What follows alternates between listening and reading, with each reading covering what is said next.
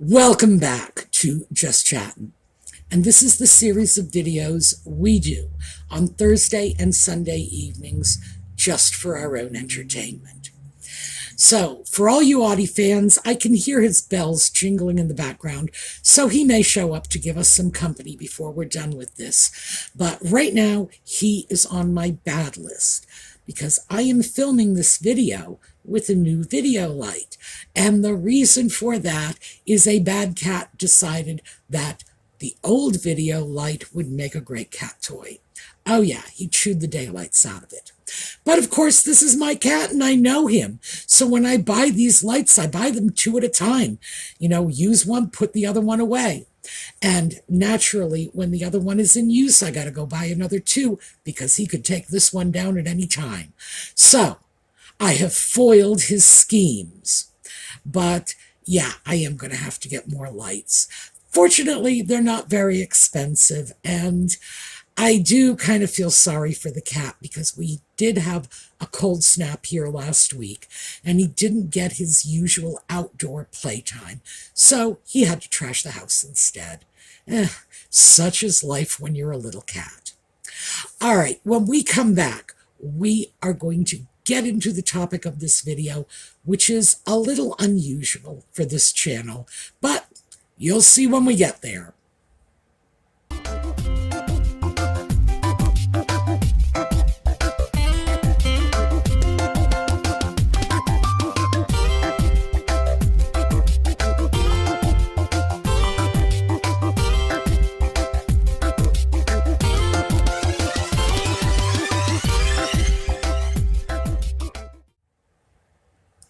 So, the thing that is unusual about this is it is a rather politically charged topic. This came about after I stumbled on 3 articles over the weekend. And 2 of them were asking for the same end result, but using different approaches to get there. And the third was just an article that proved the first 2 people were right. So let's start off with the article from The Hill. Now, The Hill, for those of you who are not familiar with this, it is a political newspaper. When I lived in D.C., I remember they used to just hand it out on the streets. It was great. Now that it's online, they do this really wonderful thing, and as a person with reading difficulties, I'm so in love with them for this. When they post an article, they post an audio version of the article. So with this article, I'm going to be able to give you their audio version of it, which saves me the trouble of stumbling all over all the words and trying to read it and sound professional. So, without further ado, let's just get into the article from The Hill. Harry and Meghan, Knives Out in Jamaica, by Mark Toth and Jonathan Sweet, opinion contributor. Red carpets, Hollywood glitz, and staged photo ops are not evocative of a humble Rastafarian lifestyle. Nor was Meghan Markle, gaudily wearing an oversized black ball dress during a surprise appearance at the movie premiere of Bob Marley, One Love, in Kingston, Jamaica. Prince Harry didn't sport Marley's iconic dreadlocks, but certainly the appearance of King Charles III's youngest son is causing dread in Whitehall and Buckingham Palace. Always looking for an opportunity, Harry and Meghan sent an unmistakable message by their very presence. Infamous already for endorsing the branding of 56-member Commonwealth of Nations as Empire 2.0 in their eponymous Netflix series, Harry and Meghan's eye-catching walk down the carpet was likely intended to upstage King Charles and his putative successor, Prince William. Knives Out, the 2019 dark comedy about an antagonistic family taking aim at its patriarch, would have been a more apt movie premiere choice. Harry and Meghan, ever the self-unaware narcissists, are clearly out for petty familial revenge in this latest installment of their South Park-branded worldwide privacy tour. The timing of the scheming duo's PR stunt in the Caribbean was likely calculated. Catherine, the Princess of Wales, who remains in hospital after abdominal surgery, will be laid up for months. William is sidelined from royal duties as well, caring for their children. The king also will be out of pocket for some time as he begins treatment for an enlarged prostate. This would all be amusing, were it not for the serious damage Harry and Meghan continue to inflict upon the national security of the United Kingdom and its Commonwealth partners, and by extension to the U.S., with their effective promotion of Russian and Chinese propaganda. Harry and Meghan's attention-seeking behavior was bad enough in the waning years of Queen Elizabeth and Prince Philip's lives. They were well into their 90s and increasingly in ill health. But now it is far worse, given how rapidly an ideological global war is overtaking the globe. Harry and Meghan are incapable of reading the room at a geostrategic level. Devoid of much-needed Whitehall guidance, they are foolishly playing into the propaganda hands of Russia's Vladimir Putin and China's Xi Jinping. Moscow and Beijing are out to destroy the Commonwealth headed by King Charles, and the Duke and Duchess of Sussex continue to help them at every turn. Simply put, it is time for Harry and Meghan to be formally stripped of their royal titles by an act of the British Parliament. Their decision at the One Love premiere to glad-hand Marlene Malahou Forte, the Jamaican Minister for Legal and Constitutional Affairs, was unforgivable from a king and country point of view. Forte is spearheading the movement for Jamaica to cease being a realm of King Charles and to become a republic. Nor was it constitutionally wise for Harry to be pictured with Jamaica's Prime Minister Andrew Holness, who is continuing with his plans to hold a referendum on it later this year. While formal independence and republicanism are certainly choices Jamaicans have a right to make for themselves as a country and as a people, Harry in his capacity as the king's son should not be seen as endorsing it. Based on Spare, the autobiography penned by Harry with the aid of a ghostwriter, we likely know why the Duke of Sussex sought the meet and greet with Holness. Famously, in 2022, William and Kate, representing Queen Elizabeth, had an awkward meeting with Holness in which the Jamaican Prime Minister informed the couple that his country had moved on and would proceed to fulfill our true ambition and destiny as an independent country. At the time, William and Catherine's trip to Jamaica and Benin was widely thought a disaster, but unfairly so. Russian and Chinese disinformation campaigns to subvert the Commonwealth and the UK's remaining realms had long been underway. The two simply ran into a buzzsaw not of their making. Harry, in this light, had his knives out. Allegorically speaking, he also knifed his brother in the back by intentionally inviting contrasts of William and Catherine's difficult official visit to Kingston with his own Ulmer-scale D-list celebrity cameo. What next? Will they meet with Argentine President Javier Milei to discuss Argentina's sovereignty over the Falkland Islands? One love may have been the theme of the night in Kingston, but it was hardly on display by Harry and Meghan. Nor, as Marley intoned in his classic hit Three Little Birds, is every little thing going to be all right. Harry is always going to be a problem. His brash declaration on the red carpet that he had to be here in Jamaica is sufficiently indicative of that. Did he really, when his father is facing a medical procedure, when his sister-in-law is recuperating from serious surgery? Neither of which, notably and rather crassly, has he commented on publicly. Short of a directive from Buckingham Palace to represent the monarchy at the event, the premier crashers have once again lowered the bar. Yes, Harry and Meghan had to be there. It was too tempting an opportunity to seize the stage from Charles and William. Essentially, however, they were ambulance chasing and appeared to be vainly attempting to profit from their family's medical challenges. In that regard, Harry and Meghan succeeded. But now it is time for the UK to laugh them off that stage and formally, through an act of Parliament, remove their titles, as well as Harry's spot in the order of succession. Harry and Meghan started this knife fight. It is time King Charles and Parliament put a decisive end to it. Mark Toth writes on national security and foreign policy. Colorado, retired. Jonathan Sweet served 30 years as a military intelligence officer. So, The Hill, as I mentioned, is a political newspaper. It is nonpartisan. In fact, I believe it was founded by Democrats. And they've always done a very good job of presenting both sides of any story. But it's not a publication with a strong, or at least not a strong detectable, bias, either to the left or to the right.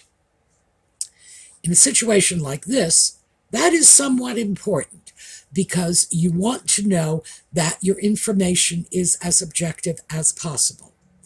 Now, The two authors, and that is Mark Toth and Jonathan Sweet, have done work on Nutmeg and the Sock Puppet in the past. The simple truth is I cannot remember which articles I have used that were written on their byline, but I know I have used some in the past.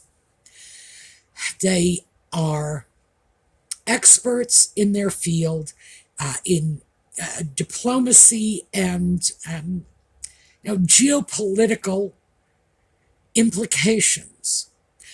So I think when they speak, it behooves us to listen because they know what they're talking about.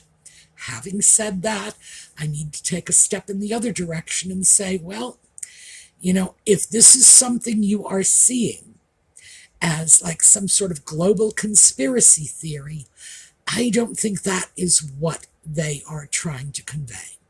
I think what they are trying to convey, my opinion, is that we cannot dismiss Nutmeg and the Sock Puppet as a couple of fame-hungry morons, which I would like to personally, but we have to look at how their actions are impacting the rest of the world. What does this look like when it's on a global stage? And the fact is, it doesn't look very good at all. So, just very quickly, and I mean, not wishing to get all, crazy, quotey, philosophical, etc. Let me just quote George Santayana. Those who cannot remember the past are condemned to repeat it. So, what past am I talking about? Well, Edward and Wallace and that strange little German dictator with the strange little mustache, and I don't think YouTube is going to allow me to talk about him. So, that's how we're going to have to leave it. In the late 1930s, when Edward was, when he abdicated, when he abdicated, he was asked to leave the country. He was just wandering around Europe as a sort of semi-celebrity. And he did eventually make his way over to Germany at a time when how to phrase this, when Winston Churchill would have happily strangled him to keep him from doing that. Yeah, there you go. The fact is that the political leaders in the UK at the time could see that this was not in the interests of Great Britain to have the former king stopping for tea, at the Reichstag. This was just not a good idea. They did not do anything, however. They did not take any action. They did not. And believe me, ex-king or not, there were plenty of things they could have done. And in that political climate, it probably would have not gone over too badly with the British population. What would have gone over badly is if the British population at that time had any idea the extent of Edward and Wallace's relationship with the German government. What can I say? But the point is, they didn't act. They didn't act because they didn't have a crystal ball. They could not see where the world would be in 1943, 1944, 1945. They could not see what the British graveyards would have looked like in 1946, thanks to that war. It wasn't there for them. We, however, do not have the same excuse. We can indeed see what happens when a loose cannon, renegade royal starts wandering around inserting himself in politically charged situations, and the situation with Jamaica is charged. And just allowing his royalness to be out there on public display,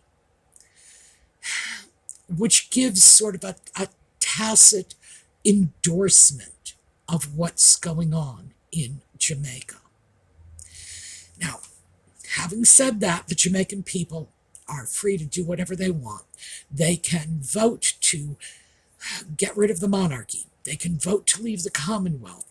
They can vote to change their flag to, whatever they want. A white flag of surrender.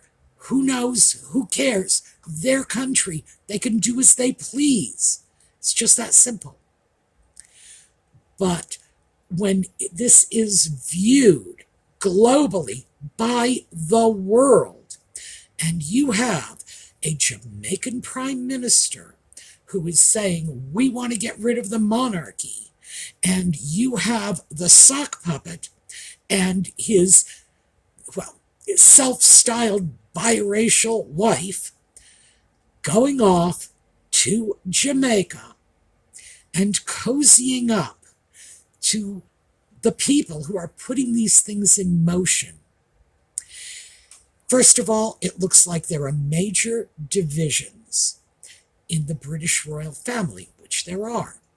But that leads people to conclude there may be major divisions in the British government, because most people around the world couldn't tell you who the Prime Minister of Great Britain is, but they sure do know who the King is now, just as they all knew who the Queen was not all that long ago. So it's the perception. And when Nutmeg and the sock puppet show up in the middle of these racially charged situations, they are out of their depth. And neither one of them, first of all, knows what they're talking about. Nutmeg's identity as a woman of color has only existed for about, 10 years at most? That's it. So she doesn't even have the position of life experience that a woman who was born and raised as a black person would have. No. She had a life of white privilege provided by her white daddy and his fancy Hollywood job. She went to the best schools and, according to her father, never encountered any racism. Never. And even if you look at Nutmeg's own highly fanciful reminiscences about her childhood, the closest she can even come to racism is an incident that allegedly took place with her mother and not her. So, come on. This is a set of circumstances in which Nutmeg and the sock puppet have absolutely nothing of value to offer except to become symbols for people who are clearly setting themselves up as the opponents of the royal family.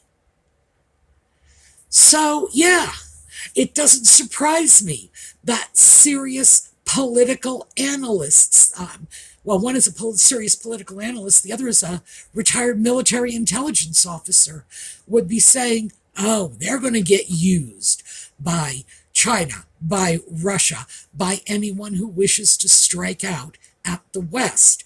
Because, after all, their agenda always has been that the Western nations are imperialist, racist, hotbeds of intolerance, etc., etc., etc.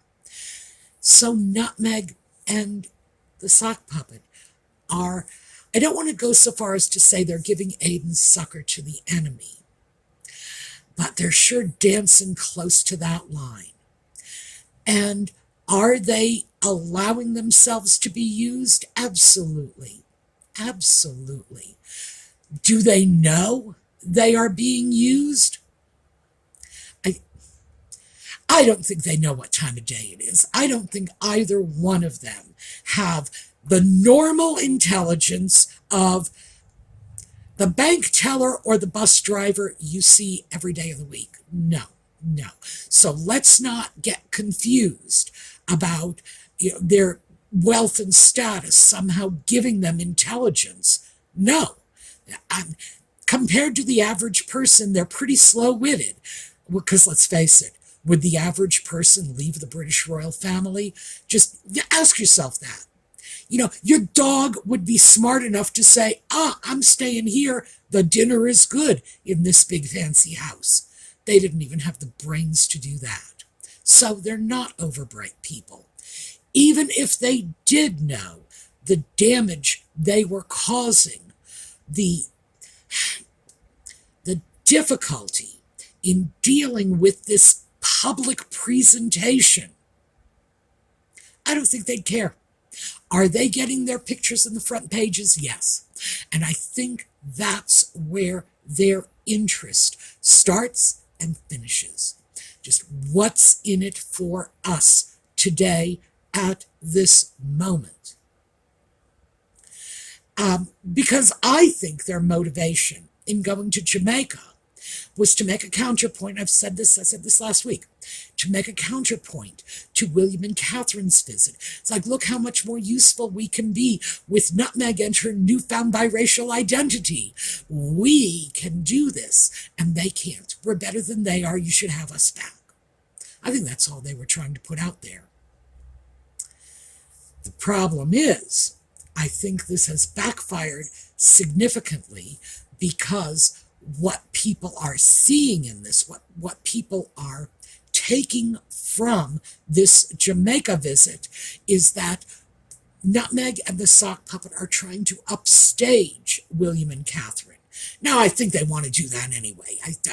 On a good day, they want to upstage William and Catherine. On a bad day, of course they want to upstage them, but they probably want to steal their house too. It's backfiring. Because what they need to be doing and what I believe they want to be doing is to be just cloying their way back in to the British royal family. I think that is their agenda. This is not how they're going to get it.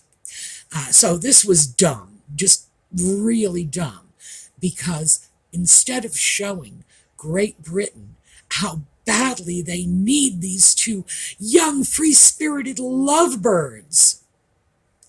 No, all they're doing is showing people that they will never stop attacking the British royal family. And if the British royal family is stupid enough to take them back, well, they will be, in fact, sleeping with the enemy. They will have their worst enemy under their roof. And that's probably not good, no matter what the Godfather says. He'll set up a meeting with someone that you absolutely trust, guaranteeing your safety. And at that meeting, you'll be assassinated. So before we finish off, I'd like to just quickly address the two additional articles that I listed in the video notes. One of them was an opinion piece in the Daily Mail written by Sarah Vine, whose belief is that the titles should be stripped. And that is the same conclusion that Toth and Sweet came to in the Hill. So both sides of the pond being represented here, and for different reasons. Obviously, the American political analysts are seeing this as globally dangerous to the entire West. And they were pretty clear about that. And Vine's reasons are different, but the conclusion is the same. The third article was from The Guardian, Now, it's very interesting because the Times is considered conservative. The Guardian article stated emphatically, absolutely emphatically, that the reason Nutmeg and the sock puppet were forced out of the royal family into the cold, cruel night was because the sock puppet married a black woman. In those words, it's like, that was it. Harry fell in love with and married a black woman. I believe that's the exact quote from the article. And that's why they got rid of them. And look what a mistake they made. Look how valuable Nutmeg and the sock puppet could have been to the royal family. Well, not the message that is coming across. Not even close. They may be seeing their value on the rise because, they're very diluted. But all I am seeing is Edward and Wallace revisited. All I am seeing is two ex-royals wandering the world without any sense of loyalty or solidarity to the UK or even the US, their new home. Having no sense and no one to advise or control their actions. So they're going to do whatever they want to do without any notion of the potential impact and without any regard for it, even if they did understand the consequences of what they are doing. And that's dangerous. So yeah, I think these folks are all pretty much right. I think the time has come for Parliament to pull those titles, because if they don't, imagine how much worse it will get. Their presence in Jamaica was a signal to the rest of the world and every petty crackpot dictator out there. And Nutmeg has, in fact, previously very publicly supported murderous, petty, crackpot dictators. I'll do a video about that in the near future. So we know that that means nothing. What's next? Is Putin going to invite them to tea? I would say maybe, because the message is out there. Give them a big enough stage, and they will dance with the devil himself. So yeah, it's high time that the British government just put the brakes on this and said, we need to pull those titles so there is no confusion in the minds of the average working Joe worldwide about their relationship between them and the United Kingdom, and the fact that they don't speak for the king. So yeah, the time has come.